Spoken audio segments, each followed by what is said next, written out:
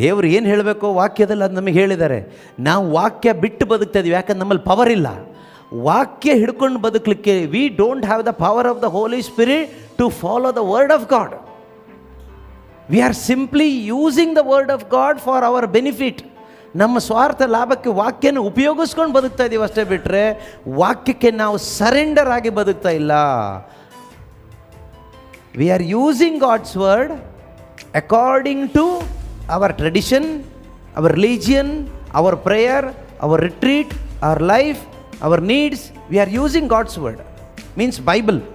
ಬೈಬಲನ್ನು ನಮ್ಮ ಸಂಪ್ರದಾಯಕ್ಕೆ, ನಮ್ಮ ಆರಾಧನೆಗೆ, ನಮ್ಮ ಪ್ರಾರ್ಥನೆಗೆ, ನಮ್ಮ ಧರ್ಮಕ್ಕೆ, ನಮ್ಮ ಇಷ್ಟಕ್ಕೆ, ನಮ್ಮ ಅನುಕೂಲಕ್ಕೆ, ನಮ್ಮ ಸುಖಕ್ಕೆ ತಕ್ಕ ಹಾಗೆ ಬೈಬಲನ್ನು, ವಾಕ್ಯಗಳನ್ನು ಉಪಯೋಗಿಸ್ಕೊಂಡು ನಾವು ಹೀಗೆ ಯೇಸು ಹೆಸರಿಗೆ ಅವಮಾನ ಮಾಡಿ ಹೋಗ್ತಾ ಇದ್ದೀವಿ ಕ್ರಿಶ್ಚಿಯನ್ಸ್ ಹಾಗೆ.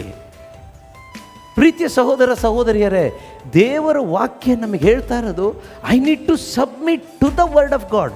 ನಾನು ಆ ಕಡೆಗೆ ಬೆಂಡ್ ಆಗಬೇಕು. ವಾಕ್ಯ ಏನು ಹೇಳುತ್ತೋ ಅದಕ್ಕೆ ನಾನು ಒಬೆ ಆಗಬೇಕು. ನಾನು ಅದನ್ನು ಉಪಯೋಗಿಸ್ಕೊಳ್ಳಿಕ್ಕಲ್ಲ, ವಾಕ್ಯಕ್ಕೆ ನಾನು ಒಳಪಟ್ಟು ಒಳಗಾಗಿ ಬದುಕಬೇಕು. That is true Christian life. ಅದೇ ನಿಜವಾದ ಕ್ರೈಸ್ತ ಜೀವನ. ಆ ಜೀವನ ಜೀವಿಸಲಿಕ್ಕೆ ನಮಗೆ ಕ್ರಿಸ್ತನ ಶಕ್ತಿ ಇದ್ದರೆ ಮಾತ್ರನೇ ಸಾಧ್ಯ.